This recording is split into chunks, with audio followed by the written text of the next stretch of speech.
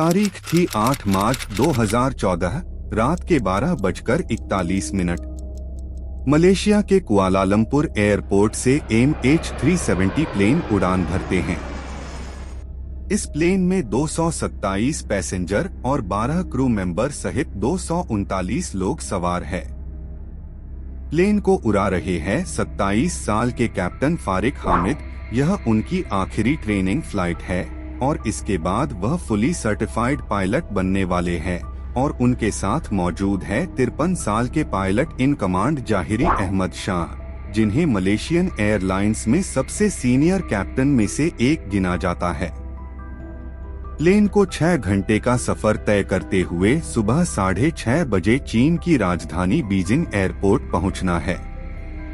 Take off के दौरान plane में करीब 49,100 किलो फ्यूल डाला जाता है, जो 7 से 8 घंटे की उड़ान के लिए काफी है।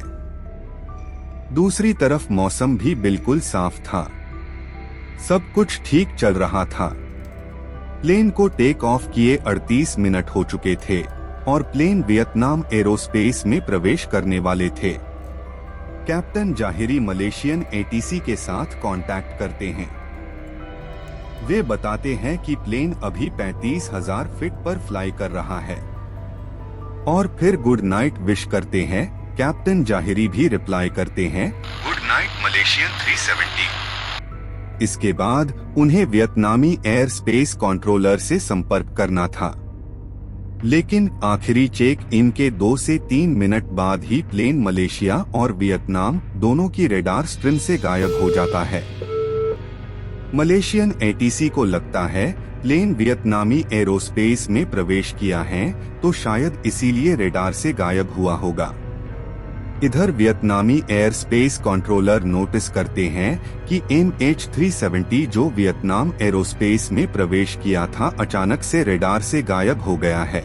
ATC थोड़ी देर इंतजार करते हैं, शायद वो फिर से रेडार में अपीयर हो, क्योंकि कभी कभी प्लेन खराब मौसम या टेक्निकल एरर की वजह से कुछ समय के लिए रेडार से गायब हो जाते हैं।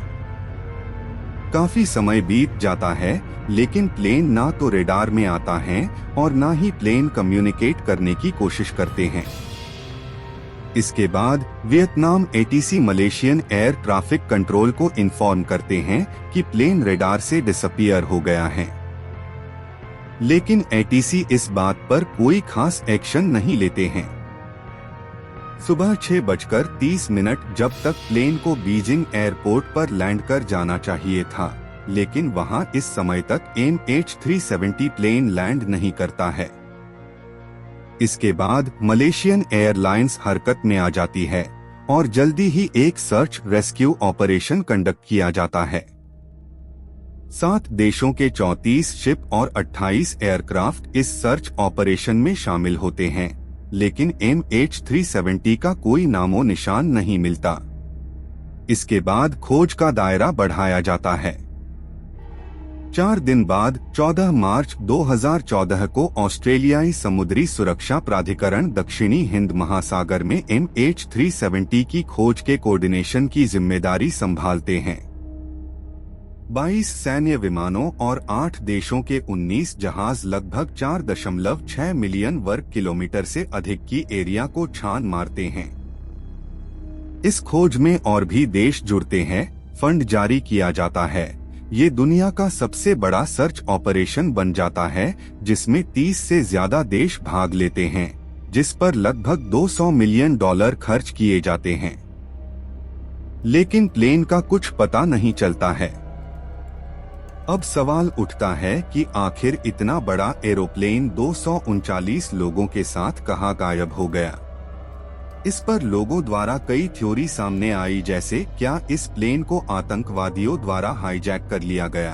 अगर हाईजैक कर लिया गया तो किसी आतंकवादी संगठन ने इसका जिम्मेदारी क्यों नहीं लिया या कोई डिमांड क्यों नहीं रखी। क्या प्लेन में कोई टेक्निकल प्रॉब्लम आया था या पायलट ने जानबूझकर इस प्लेन को क्रैश करवाया। अगर टेक्निकल प्रॉब्लम हुआ था तो पायलट ने कोई मेडे कॉल क्यों नहीं किया, या फिर ये प्लेन टाइम ट्रैवल में फंस गया। इन सभी थ्योरी में एक थ्योरी पर विशेषज्ञों के विचार एक जैसे थे। उनके अनुसार प्लेन को जानबूझकर क्रैश कराया गया था, क्योंकि 8 मार्च को ही सिविलियन रेडार से गायब होने के बाद इस प्लेन को मिलिट्री रेडार में देखा गया था, जो अंडमान निकोबार के रास्ते हिमालय और कजाकिस्तान की तरफ बढ़ रहे थे। ये प्लेन थाईलैंड और मलेशिया के बीच बॉर्डर के रास्ते जा रहे थे, ताकि वो दोनों ही देश के रेडार में न आ पाए, और प्लेन ने वियतनाम एरोस्पेस में प्रवेश करने के तुरंत बाद ही शार्प लेफ्ट टर्न लिया था, यानी कि वह पूरी 180 डिग्री टर्न लेकर वापस मलेशिया की तरफ घुमा था, जो कि प्लेन का ऑटो पायलट नहीं कर सकता था।